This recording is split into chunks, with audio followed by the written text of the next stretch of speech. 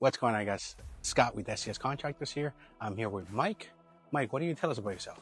Hey, I'm Mike. I'm the owner of Oak & Moss Architecture. We're here today to establish whether or not we can do a second floor addition.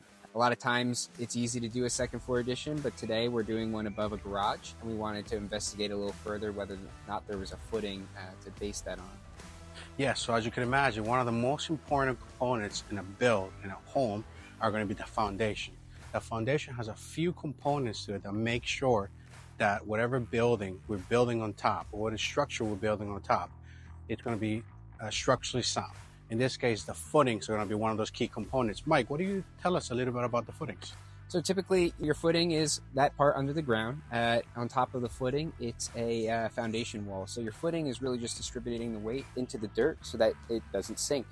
Today we want to check it because we're not sure if this is a slab on grade, and we want to make sure there's something underground that's going to distribute the weight if we add a second story. So there's a number of ways we can do that, and we'll show you today. We'll go around the side. Great. So some of the ways that we're able to validate that are going to be obviously going through the records, right? Archive files, some existing drawings, or some open permits or closed permits in the construction, or contacting your builder who built a home. Unfortunately, in this case, we don't have none of that. So the game plan is for us to do some test samples, right? And we're going to aim to validating and seeing what's behind those concrete walls, in this case of footings, right? So Mike, by code, what do you think that the sizes need to be for a regular residential construction of a typical footing? Yeah, typical footing is usually about 12 inches deep, 24 inches wide. That's typically what we get on new construction. A lot of times you see some smaller than that on older construction, but depending on what the code book says, we can usually look through it and make sure that it's sized properly. Great. So as Mike said, how thick and wide are going to be the important factors here, right? Unfortunately, we don't have X-ray vision, so how we aim and we're going to tackle this and validating what's behind these walls are going to be making some samples. So I got a couple cool tools, guys, that we're going to make some penetrations and making sure that the footings are there. And if that footing is not there, don't worry, we're going to tell you some of the options that we have out there in the market and construction procedures that are going to make it fit with a proposed construction Design we bring to the table. design. Yes, so stay tuned. Hey guys, so we got this Milwaukee, shout out to Milwaukee.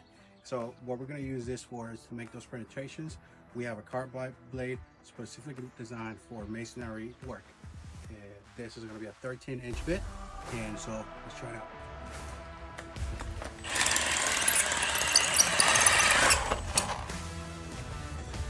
So we did a few penetration samples all throughout the interior perimeter of the home, of this building. And good things is that there's over 14 inches of concrete footing everywhere. We also did an exterior visual inspection, and we determined that we're all good to go. So now, guys, the ball is on the architect's court, and stay tuned to see how that process goes. So we're back in the office. It was such a positive meeting today. I think so far everything has been going great. Client was able to really get those questions answered. The good thing and the positive thing is that there's no additional work needed. Mike, can you explain us why that extra work was not needed? Due to the fact that we did a test pit here, we did a test drill here, we did not reach a low footing. A low footing would have been located in this space. That would have been above frost line. So we did not reach anything from the outside, and we went in through the inside here with the drill bit, 16-inch bore, and we didn't hit any dirt, which means this slab wasn't just a slab on grade. There is actually a wall underneath the exposed concrete wall above. That's a good sign. We do want to go back and verify that at a later date that we can do a test dig and verify that we have the proper size footing, but we're looking good that there is not just a slab on grade and that we do have a footing underneath the building. Great. Mike, if we come across any clients that potentially may need some questions answered, or in a very similar situation where they like to build up and they don't know what can be done, where can we reach you? Yeah, absolutely. They can reach me either through our website, oamarch.com. You can email me directly. That's myanoso@oakandmossarchitecture.com.